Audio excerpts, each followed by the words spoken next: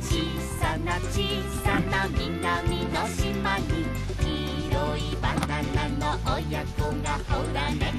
風に揺られてゆらゆらバナナの親子がゆらゆらさあそれじゃあ早口言葉やってみよう用意はいいかなちょっとバナナ食べ過ぎじゃん。バナナのパパはパパバナナバナナのママはママバナナもういいもういいな。バナナの子供は子バナナまだパパバナナママバナナ子バナナさあ今度は少し速くなりますよ。はいバナナのパパはパパバナナバナナのママはママバナナバナナの子供は子バナナパパバナナママバナナ子バナナ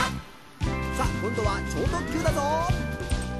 バナナのパパはパパバナナバナナのママはママバナナ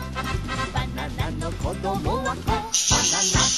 パパバナナママバナナ子バナナ